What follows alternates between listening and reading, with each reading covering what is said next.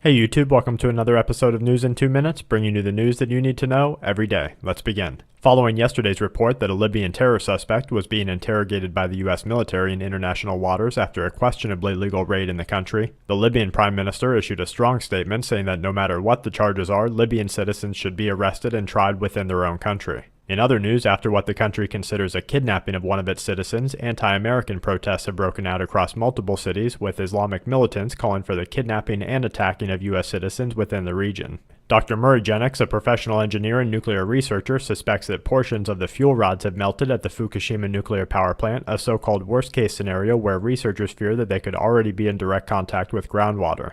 In related news, less than 1 month after the Japanese Prime Minister swore to the world that the country's potential Olympic sites would be safe from radiation caused by the disaster, an independent monitoring group has found high levels of radiation at the potential Olympic sites, while the Japanese PM has admitted that the country needs outside help to contain a seemingly unstoppable radiation leak. Government-controlled television stations in Syria released footage of chemical weapons inspectors examining hidden weapon sites, where they are taking multiple readings and measurements in preparation for the destruction of the dangerous liquids. The Israeli Defense Force is investigating the loss of control and crashing of one of its unmanned aerial vehicles after unexplained failures led to its downing in the Mediterranean Sea near Israel on Tuesday.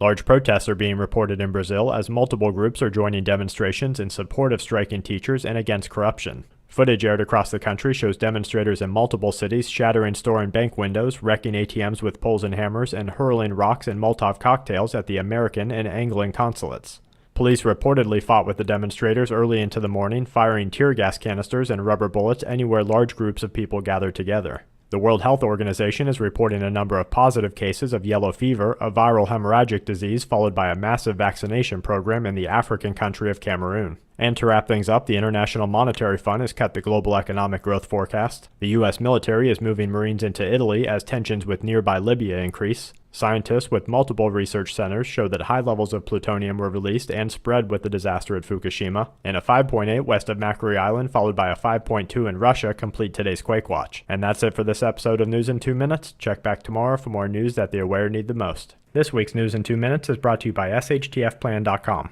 where even the officials go for news, and sqmetals.com for all your precious metal needs.